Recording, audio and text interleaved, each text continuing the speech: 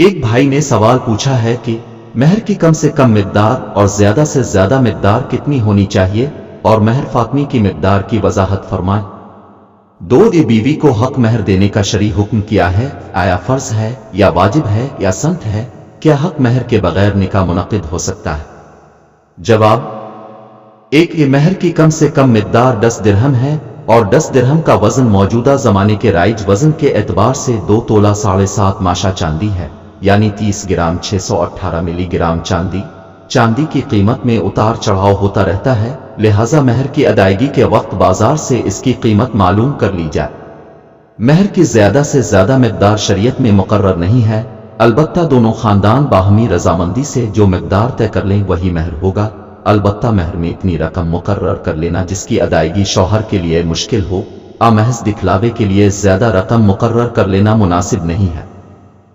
مہر فاطمی اس مہر کو کہا جاتا ہے جو نبی اکرم علیہ الصلوۃ والسلام نے خاتون جنت سیدنا حضرت فاطمہ الزہرا رضی اللہ تعالی عنہا اور دیگر صاحبزادیوں اور اکثر ازواج مطہرات کا مقرر فرمایا۔ اس کی مقدار 500 درہم چاندی ہے۔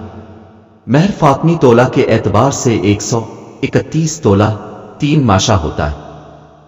مہر عورت کا حق ہے جو نکاح کی وجہ سے شوہر کے ذمے اس کی ادائیگی واجب ہوتی ہے۔ صحیح مسلم میں ہے کہ حضرت ابو سلمہ سے مروی ہے کہ انہوں نے حضرت عائشہ سے دریافت کیا کہ رسول اللہ کی ازواج مطہرات کا مہر کتنا تھا؟ فرمایا اپنے 12 اوقیے اور نش مہر دیا تھا۔ پھر حضرت عائشہ نے فرمایا تم کو معلوم ہے نش کیا ہوتا ہے؟ میں نے کہا نہیں۔ حضرت عائشہ نے جواب دیا آدھا اوقیہ یعنی 20 درہم، اس طرح کل مہر 500 درہم ہوا۔ یہی ازواج مطہرات کا مہر تھا۔ فتاوی محمودیہ میں ہے ازواج مطہرات کا مہر 12.5 اوقیہ چاندی کے برابر تھا۔ 1 اوقیہ 40 درہم کا ہوتا ہے، پس یہ 500 درہم جس کی مقدار تقریباً 131 تولہ چاندی ہے۔